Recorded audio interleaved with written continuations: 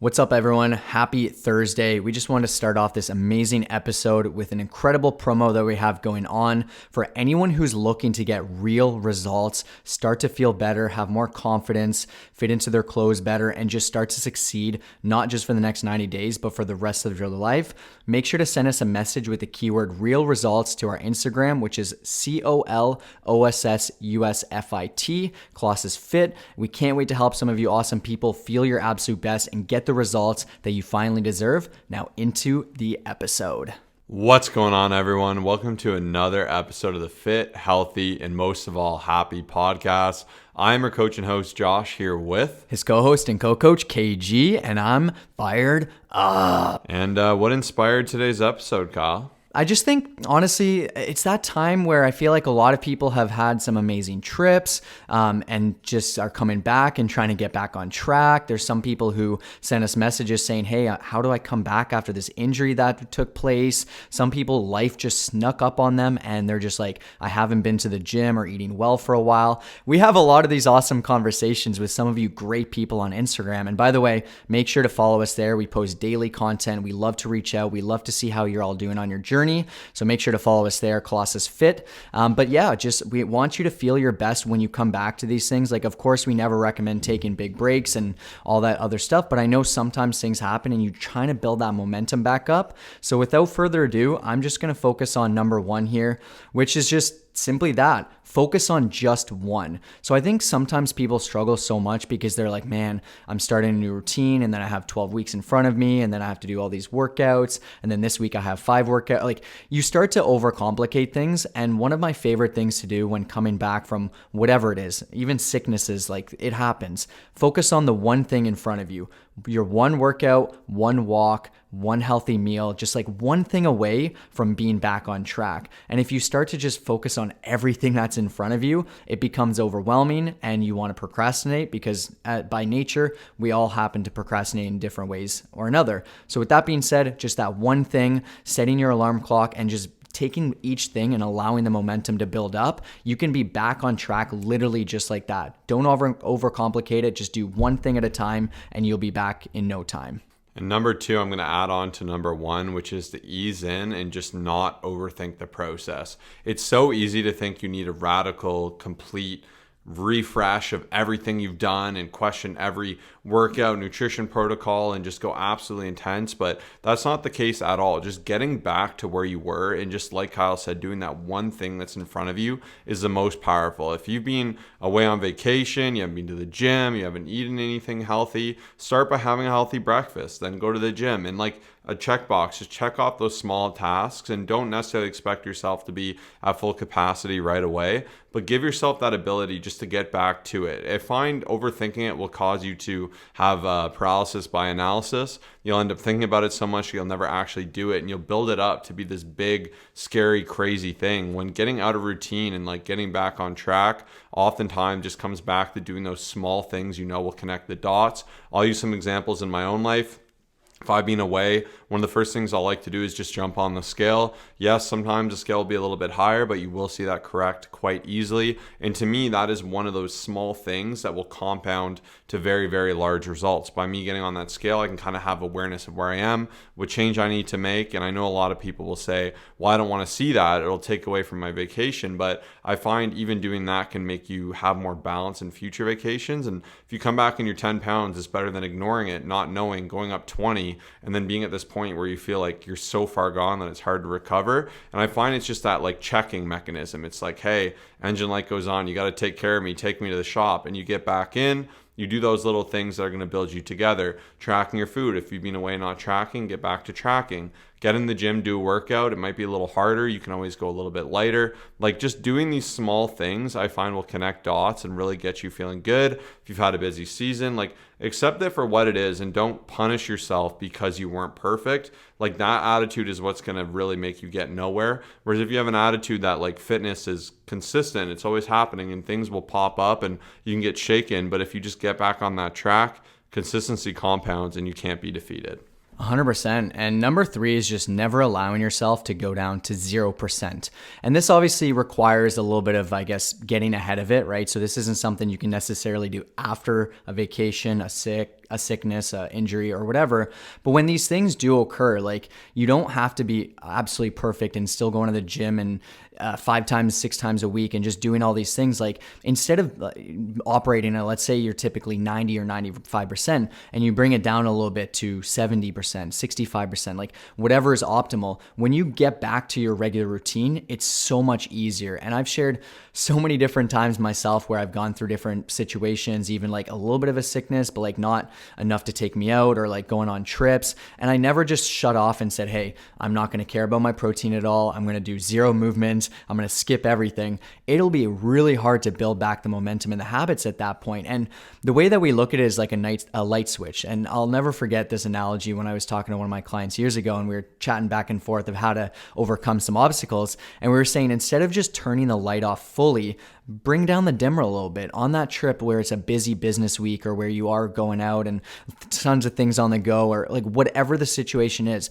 Don't just turn the lights off 0%, like bring it down a little bit, 60, 55%, 70, like whatever you're comfortable with. So then you can bring it back to full brightness as soon as you get back on track. But alone, like, all these tips are great, but this is my one thing that has allowed me to stay consistent and just like keep showing up no matter what over the last 10 years. Like, no matter what happened, any injuries, like I didn't just say, oh, you know what, I'm not gonna do anything at all. Like, even when I fell off my motorcycle so many years ago, I just remember, of course I was very upset, but I had an opportunity to work on more of my upper body, to use these other obstacles, and just find different ways to progress in different ways and still stay on track as best as I could. So anyways, that's a little rant there. It's something that I think a lot of people can do really well at if you apply yourself, and that's going to be number 3.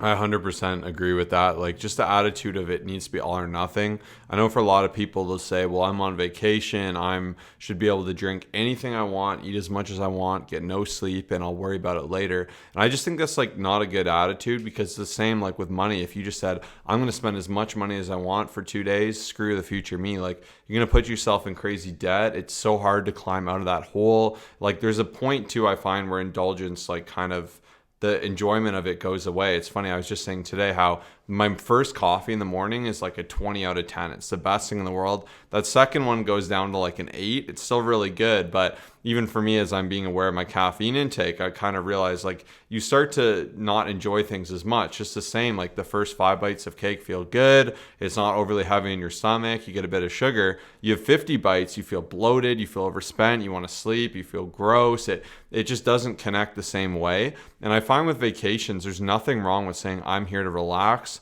I'm going to take a week off the gym. Like, if that's your goal, obviously you won't progress as much as someone who finds a way to get it in. I personally feel better still getting it in. But if you want to take the time off, you want to enjoy some foods, like, it's push and pull. Like, find a level that's reasonable. Even if you go down to 50%, you're going to be way better off than someone who goes to 0. Like, still aim to make healthy decisions when you can, when it makes sense. And like, don't think of it that you have to think of it because you get to. Like, for me, having more protein, I know I get to do that. I'll feel better. I'll maintain my muscle. I'll have more energy. Me getting lots of water, just the same. Me not overeating it. I'm not going to be immensely bloated, feel gross. My clothes will be tight. I'll enjoy myself more in the activities. And where people go wrong, I think, is they look for these quick, cheap versions of happiness, in my opinion, like pigging out on food, or like really just these short-term mechanisms of joy. Whereas when you actually consider, if you go on like a beautiful hike in a new area, or you invest in experience, or you go out at night and do something fun, like that's where I think more energy should be spent. But people are so quick to assume because they travel, it just needs to go all fully into the food and drink and lack of sleep and no training and not moving off your bed unless someone lifts you off. But it ultimately can be a net negative. So experiment with different levels of adherence. See where you feel best. I may be on a trip, find a way to get my workout in. Maybe it won't be as tense as normal, and I'll do arms if the gym's not well equipped, but 99% of the time I'll find a way to get it done. I'll eat healthy foods where I can, because I know it makes me feel better. My stomach feels better. And then if there's something I really want to try, I can almost enjoy that guilt-free. I can have that big meal. I can have that experience because I'm not already just like, I've done that before where I've just gone off the deep end and had every single thing, and it just, you feel horrible. It's more expensive. And yeah, that's my big rant there, because I'm really, really passionate about this. And I think it's something you got to practice and see the level you feel most comfortable with. But you can absolutely let loose a little, enjoy yourself, and not dig yourself into a crazy hole where you feel miserable. All right, now number 4 is nice and simple. Just stop waiting for a certain date. It never works. No, I'll start Monday. No, I'll start on New Year's. Like, if you're thinking of starting, start immediately. What can you do here and now in that situation? Even if you're at work and you want to go to the gym or something, say, okay, well, I want to get fit. I'm going to eat a healthy meal. I'm going to drink some water. Like, just look for those small things and stop putting it off for a perfect date. There is no perfect time. There are always barriers to entry. You just got to get it done. Yeah, and there's so many scenarios, like obviously the travel side of things, but like whatever it is, like let's say you happen to get back on a Wednesday night from a wild business trip and just like crazy things going on, or you start to feel better on a Wednesday, like get right back to it. Like Thursday morning or even Wednesday night, get to it. Start to do something. If you're someone who says, I'm going to start on Monday, it's going to be so much harder. You're going to have all these built up beliefs and just, you're going to have been fighting your mindset quite a bit there. So that's why I'm such a big fan of like, whatever the situation is, when you are coming back from that like hiatus, that break, that trip, that sickness, the small injury, just get right back to it as soon as you can. Like, don't overcomplicate it. It'll never work. And if you say you're going to do in the future, there's a high chance you won't. But number 5 is like, just avoid focusing on what you've done in the past. And what I mean by that is, so it's on one side of it's great to have those beliefs of like, okay, I've done this, I can do it again.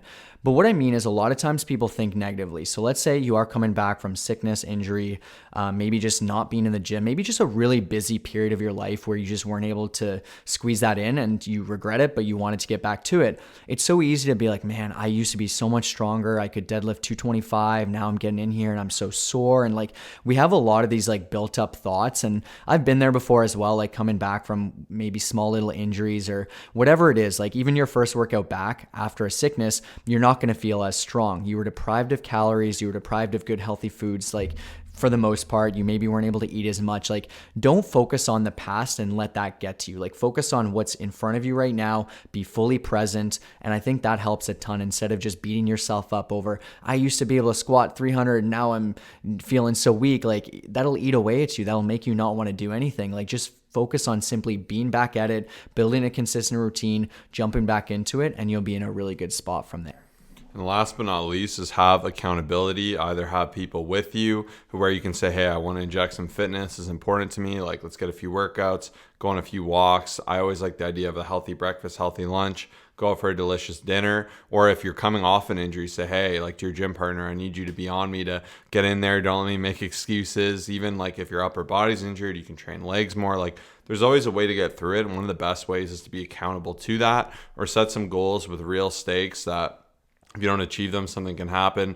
There's like websites where if you don't lose a certain amount of weight a week, you'll have to donate a certain amount of charity or something like that. Like there's always different mechanisms to find that accountability. And of course, we believe one of the best mechanisms is through online fitness coaching. As Kyle said at the start of the episode, we have a fantastic opportunity. If you DM us real results, this can be your chance to jump into online coaching. Our system works. We built it up over 10 years of being in business to be as effective and optimized as possible to get you results faster. So 5 times better results. And we guarantee our results because we go at it from a very one-on-one personalized approach where we look at your situation, your time frame, your availability, your experience to make sure you can navigate fitness, health, and nutrition in the most effective way possible by having a coach who can guide you through every step of that journey. So you don't have to worry about anything.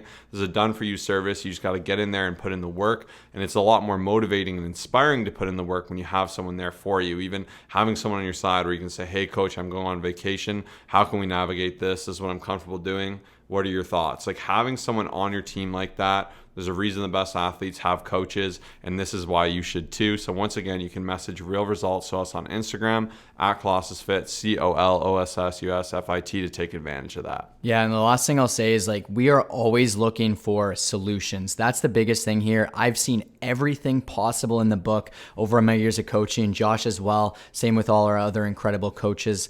And the thing is we take a look at the situation and we figure out how to navigate around that. And that's where like as a little bonus thing is just like always look for solutions. That's going to be a little 6.5/7. So many people will just say, oh, sickness, done. Not even going to try. Like I'm going on this vacation. Like they don't look for those solutions. And I understand. Like, I get it. It's hard because you're not really sure how to navigate. If something happened to your upper body, you're not really sure how to properly program and how to do this and what we can do. Like, there's just so many different ways to navigate it. And that's obviously something we succeed in, especially after helping well over 4,000 people and having just so many different conversations and having to work through all these different obstacles, like family things going on, just whatever it is. Like, we can find different ways to help you succeed. And the biggest thing is people don't realize that things are going to happen. They think there's just going to be a straightforward linear approach. They're just going to be able to follow the journey and then everything's just going to be sunshine and rainbows, but there will be things that pop up and we can see around that corner. So anyways, that's all I have there. Just make sure to send us that message, look for those solutions, and you will see great results.